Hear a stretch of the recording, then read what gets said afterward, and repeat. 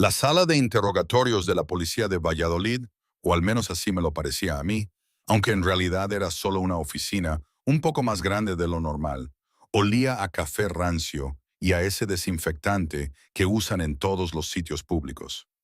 Mis manos temblaban un poco mientras intentaba recordar el color exacto de la cartera de la mujer. Gris oscuro, quizás negra, pero con un brillo metálico. Había pasado tan poco tiempo, apenas unas horas desde que todo aquello había explotado en el Café del Río, y ya mi memoria jugaba conmigo. A ver, señor Prieto, dijo el agente, su voz paciente pero firme. La mujer. ¿Puede describir la cara? Sabemos del vestido rojo, el pelo rubio, el coche, pero ¿su cara? ¿Sus ojos? Cerré los ojos, intentando invocar esa imagen gélida. Era una cara joven, sí, de unos 30 y pocos, maquillaje impecable, una boca que sonreía, pero unos ojos, esos ojos, eran fríos, calculadores, como los de un depredador. ¿Predador? Qué palabra tan extraña para describir a una persona, ¿no? Pero no se me ocurría otra. Tenía esa sensación visceral, ese escalofrío que me recorrió la espalda cuando la vi, la primera vez. Es como si todo mi ser hubiese sabido, en ese instante, que algo andaba muy mal. Había una frialdad ahí, detrás de la máscara de cordialidad, que te helaba la sangre. Pero, ¿cómo llegamos a esto? ¿Cómo acabé yo, Carlos Prieto, un hombre de 42 años que pensaba que su vida ya estaba escrita en tinta invisible de soledad y rutina, metido hasta el cuello en una historia de posibles secuestros y dramas familiares ajenos?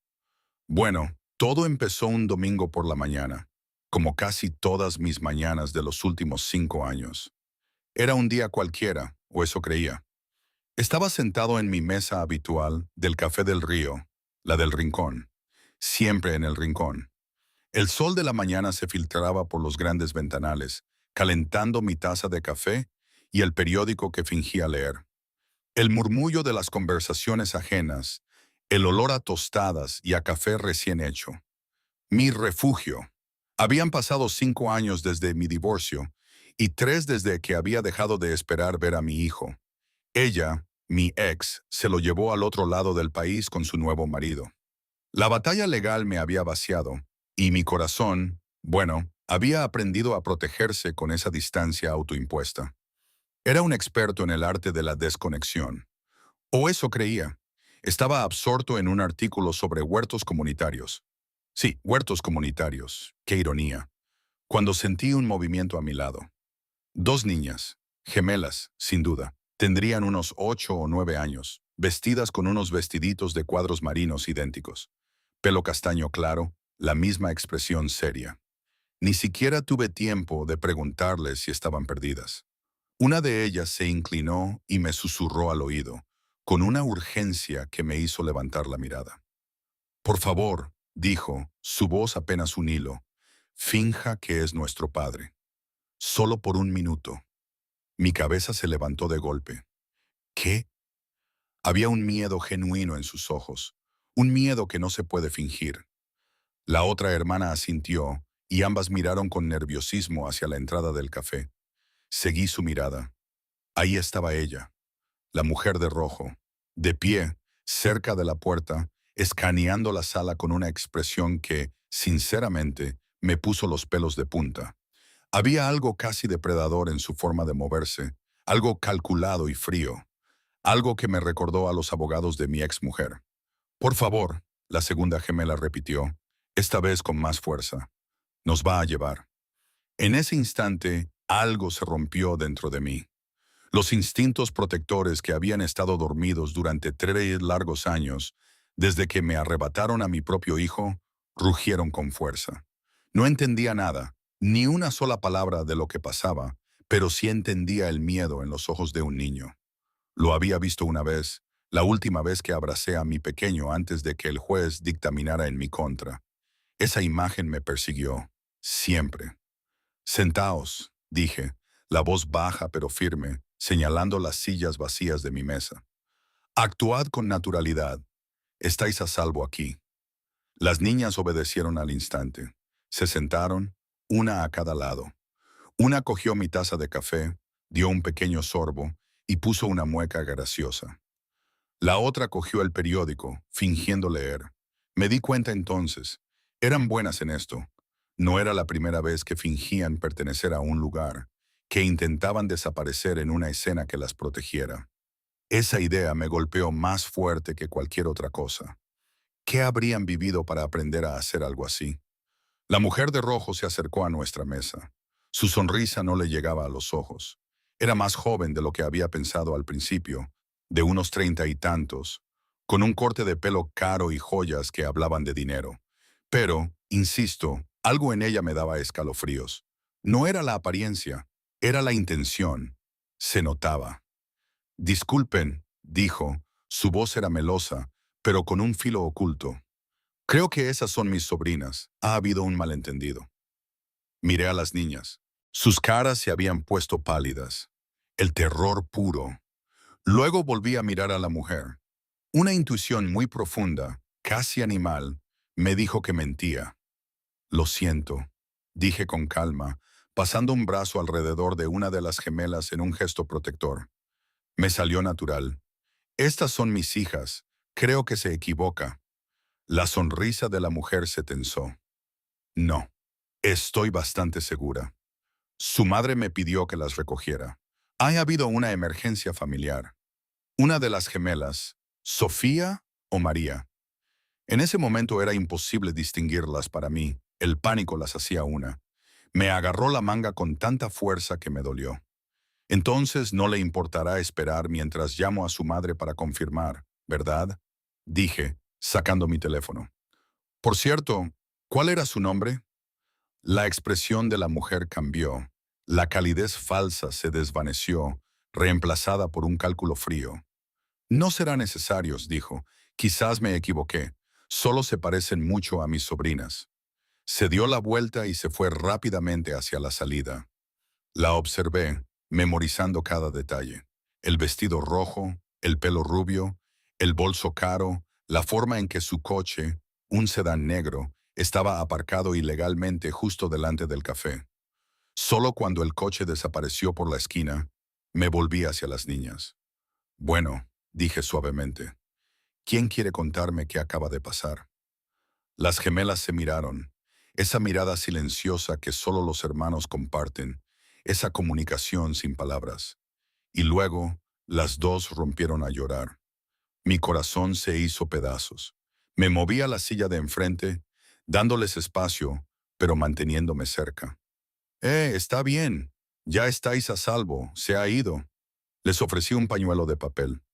¿Qué habríais hecho vosotros en mi lugar? ¿Hubierais reaccionado así de rápido? Me pregunto si fue la desesperación de no poder proteger a mi propio hijo lo que me impulsó a ser tan paternal, tan instintivo. A veces la vida te empuja a lugares que nunca pensaste pisar, ¿verdad? Pero necesito entender lo que pasa para poder ayudaros bien. Estaba intentando llevarnos, dijo una de las niñas entre sollozos. Se suponía que íbamos a esperar a la tía Ana, pero no vino. Y luego vino esa señora y dijo que la habían enviado a recogernos, pero nunca la habíamos visto antes. Y mamá siempre nos dijo que nunca fuéramos con extraños, añadió la otra. No importa lo que dijeran. Así que corrimos y nos escondimos, continuó la primera. Y te vimos sentado solo y parecías bueno. Esperamos que nos ayudaras. Carlos, tengo que parar un momento aquí. Esta situación tan surrealista, lo de las niñas pidiéndome que fingiera ser su padre, es que, ¿quién se hubiera imaginado algo así? Uno va a tomar su café de domingo, a leer el periódico, a esconderse un poco del mundo, y de repente la vida te da un portazo en la cara y te exige que actúes. En mi tierra, en mi pequeño pueblo de Castilla, habríamos dicho que el destino te buscó y te encontró. Y es cierto, ¿sabes?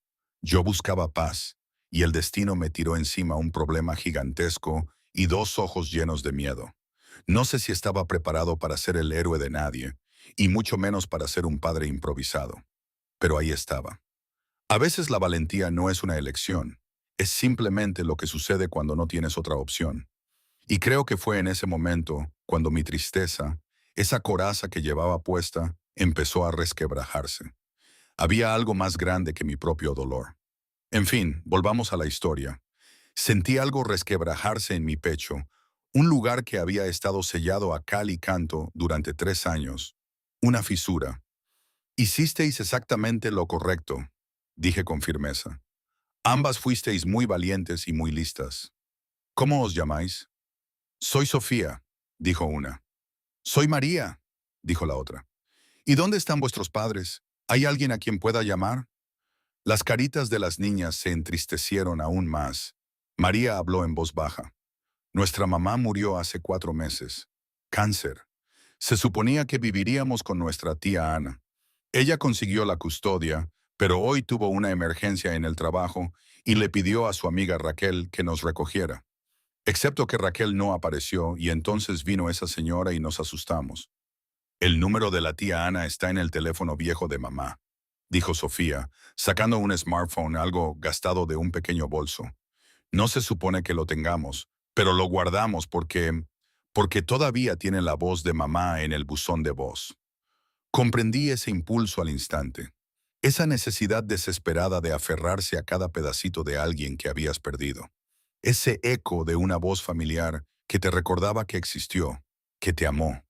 Yo mismo guardaba mensajes de voz de mi propio hijo, grabados cuando era más pequeño, en los que me llamaba papá, con su vocecita aguda. Los escuchaba a escondidas, en las noches de insomnio. A veces, cuando la soledad era insoportable, pensaba en mi padre. Él siempre decía, no confíes en nadie que suene demasiado bueno para ser verdad. Se refería a los charlatanes del mercado, pero ahora lo entendía de otra manera. El castillo que me había construido, la promesa de una vida tranquila y sin sobresaltos, todo sonaba demasiado perfecto. Y perfecto no existe. Eso lo había aprendido a base de golpes. ¿Puedo? Pregunté, señalando el teléfono. Sofía me lo tendió. Llamé al número que aparecía como tía Ana. La mujer que respondió estaba frenética. Hola, niñas. Ay, Dios mío, ¿estáis bien? Raquel tuvo un accidente de coche de camino a recogeros. Ella está bien, pero no pude contactaros y he estado aterrada. Señorita Ana Vega, ¿quién es? ¿Dónde están mis sobrinas? Mi nombre es Carlos Prieto. Estoy en el Café del Río. Sus sobrinas están a salvo conmigo, pero ha habido un incidente. Una mujer intentó llevárselas diciendo que usted la había enviado. Hubo un jadeo al otro lado de la línea. Yo nunca. ¡Oh, Dios! Voy para allá ahora mismo. Quédense ahí. No las pierda de vista. Estaré en 10 minutos. Pedí chocolate caliente para las niñas y un café fresco para mí. Mientras esperábamos, Sofía y María me contaron sobre su madre, Elena, sobre cómo había estado enferma durante 2 años, pero había intentado ocultárselo, sobre cómo la tía Ana, la hermana menor de su madre, las había acogido, pero estaba luchando con la repentina responsabilidad de ser madre de 2 niñas de 8 años que estaban de luto. La echamos mucho de menos, dijo María en voz baja. A mamá, quiero decir, todos los días la echamos de menos. Lo sé, dije, y lo decía de verdad. Yo había perdido a mi propia madre a los 12 años, y el dolor nunca desaparece del todo. Se transforma, sí, se vuelve parte de ti, pero nunca se va. Pero ella estaría muy orgullosa de lo valientes que habéis sido hoy. Os protegisteis a vosotras mismas. Nosotras te tuvimos a ti, dijo Sofía. Te elegimos porque parecías triste. Mamá siempre decía que la gente triste entiende mejor las cosas porque han tenido que ser valientes ellos mismos. Sentí lágrimas picar en mis ojos. Estas niñas, tan sabias y valientes, habían visto mi tristeza y me habían elegido de todos modos. O quizás, precisamente por eso. Ana Vega irrumpió por la puerta del café 11 minutos después, despeinada y aterrada. Era más joven de lo que había esperado, quizás a principios de los 30, con los mismos rasgos que las gemelas, pero con unas líneas de preocupación que sugerían el peso que llevaba encima. ¡Sofía! ¡María! Corrió hacia ellas, y las niñas se lanzaron a sus brazos. Las tres lloraban. Más tarde, cuando Ana me lo contó, me dijo que la habían invadido una mezcla de terror y una gratitud tan profunda que casi la ahogaba. Estaba en su coche, volviendo del hospital donde había visitado a Raquel, su amiga, y solo podía pensar en sus sobrinas. Había llamado al café una y otra vez, a sus móviles, al teléfono de casa, a todos los sitios. Nada. El pánico era paralizante. Pensó en lo peor, en que había fallado a Elena, a su hermana, en su promesa de cuidar a sus hijas. Verlas allí, aferradas a un hombre que no conocía, pero que claramente las había protegido, fue como ver un milagro. Para ella, yo no era solo un hombre que le dio un lugar seguro donde aterrizar, como yo lo había dicho. No. Para Ana, yo era un héroe. Ella me lo dijo. Gracias, me dijo Ana, con las lágrimas corriendo por su cara. Gracias por protegerlas. No sé qué hubiera pasado si ellas no se hubieran protegido a sí mismas. La interrumpí suavemente. Yo solo les di un lugar seguro donde aterrizar. Aún así, dijo Ana con firmeza, la salvaste. Esa mujer, tenemos que denunciarlo a la policía. ¿Puedes describirla? Y pude, con todo detalle. Durante la siguiente hora, mientras las niñas comían pasteles y dibujaban en servilletas, Ana y yo dimos nuestras declaraciones a los agentes que acudieron. La policía se tomó la situación muy en serio. Una mujer intentando secuestrar niños no era algo que ignoraran. Revisaremos las grabaciones de seguridad de los negocios cercanos, dijo el agente. La descripción que nos ha dado señor Prieto es muy detallada. Eso ayudará significativamente. Cuando la policía se fue, Ana se volvió hacia mí. No sé cómo agradecerte esto de verdad. ¿Puedo al menos invitarte a cenar? ¿A todos nosotros? Las niñas claramente se sienten seguras contigo y, sinceramente, necesito hablar con un adulto que entienda. Se detuvo, luchando contra la emoción. Entiende lo que es perder el acceso a los niños que quieres. Terminé yo en voz baja. Me sentiría muy honrado, dije. Esa cena se convirtió en un ritual semanal. Yo me reunía con Ana, Sofía y María en varios restaurantes. Siempre lugares aptos para niños, donde Sofía y María podían ser ellas mismas. Yo no intentaba reemplazar a su madre. Nadie podría. Pero me convertí en una presencia constante. Alguien que aparecía cada semana, que recordaba sus historias y hacía preguntas de seguimiento, que las trataba como las personas inteligentes e interesantes que eran. Resultó que Ana estaba pasando por un momento muy difícil. Había sido diseñadora gráfica freelance, trabajando desde casa, cuando su hermana Elena murió. De repente, era responsable de dos niñas traumatizadas mientras intentaba mantener su negocio y procesar su propio duelo por la pérdida de su hermana. Les estoy fallando, me confesó una tarde, después de que las niñas se hubieran ido a jugar al área infantil del restaurante. Trabajo desde casa para poder estar con ellas, pero estoy agotada todo el tiempo. No sé cómo ser madre. Elena, su madre, ella siempre sabía qué hacer. Lo estás haciendo mejor de lo que crees, le dije. Esas niñas están creciendo, están felices, están sanas, se sienten seguras contigo. Eso es lo que importa. Están felices en parte gracias a ti, señaló Ana. Hablan de ti constantemente. Carlos pensaría que esto es divertido. Quiero contarle a Carlos la nota de mi examen. ¿Podemos ver a Carlos esta semana? Te has vuelto importante para ellas. Sentí una calidez extenderse por mi pecho. Una sensación que había creído perdida para siempre. Ellas también son importantes para mí. A lo largo de los meses, Ana y yo nos hicimos más cercanos. Nuestra amistad se construyó sobre una comprensión compartida del dolor y la resiliencia, sobre ver a las gemelas sanar lentamente de la muerte de su madre, sobre conversaciones tranquilas después de que las niñas se acostaban, hablando del peso de la responsabilidad y el miedo a no ser suficiente. ¿Puedo contarte algo?, dijo Ana una tarde, 6 meses después de aquel día en el café. Estábamos sentados en su porche mientras las gemelas jugaban en el jardín trasero. He estado tan concentrada en ser suficiente para ellas que olvidé que yo también merezco ser feliz. Pero estar contigo, ver cómo apareces por ellas sin ninguna obligación, sin nada para ti, excepto la alegría de estar en sus vidas, me recuerda que la bondad todavía existe. Hay mucho para mí, dije yo. Esas niñas me devolvieron algo que creí haber perdido para siempre, la oportunidad de estar presente para los niños que me necesitan. A mi hijo no lo he visto en 3 años. Su madre se aseguró de eso. Pero Sofía y María, ellas me eligieron. Ese día en el café, me miraron y decidieron que yo estaba a salvo. ¿Sabes lo que eso significa para alguien a quien le han dicho que no es apto para estar en la vida de su propio hijo? Ana me tomó de la mano. Eres uno de los mejores hombres que he conocido. Y creo, espero, que quizás podríamos ser más que solo amigos que comparten cenas de domingo. Apreté su mano. Me gustaría eso, pero despacio, por el bien de las niñas y por el nuestro. Todos hemos pasado por suficientes pérdidas. Despacio, aceptó Ana, pero juntos. Un año después de aquella mañana en el café, Carlos y Ana, sí, nosotros, estábamos en su jardín trasero con una pequeña reunión de amigos y familiares. Sofía y María, ahora de 9 años, llevaban vestidos lavanda a juego y estaban orgullosas como damas de honor junior. No hubo una gran boda, ni el estresante papeleo y planificación que eso conlleva.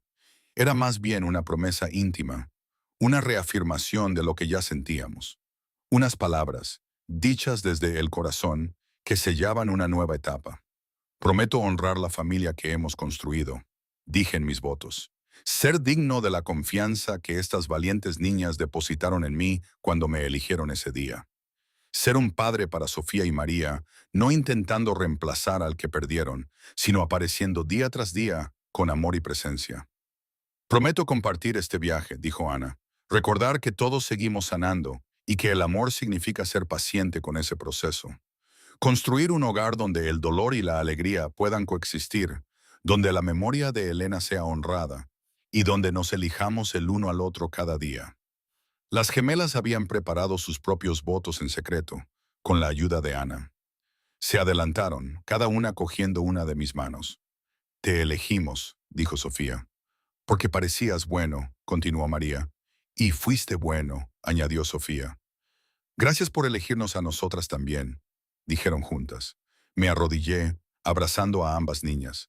Gracias por verme, les susurré, por devolverme el regalo de ser padre. Y hoy, ¿sabes? Ni idea. A veces pienso que fue lo mejor que me pudo pasar. A veces pienso que cometí un error, que mi corazón, acostumbrado a la soledad, no está hecho para tanta luz. Probablemente ambas cosas. Así es la vida, ¿no? Nada es blanco o negro, nada es perfecto, pero es mía, y me agarré a ella, a esta vida, con las dos manos. Esa noche, después de que la celebración terminara y las niñas estuvieran dormidas, me quedé en lo que ahora era mi casa, observando las fotos que Ana había colgado. Una colección cuidadosamente seleccionada que incluía imágenes de Elena, para que las niñas siempre vieran la cara de su madre junto a las nuevas fotos de nuestra creciente familia. Ana se acercó por detrás, deslizando sus brazos alrededor de mi cintura. ¿En qué piensas? En cómo la vida nos da segundas oportunidades de maneras inesperadas. Le dije.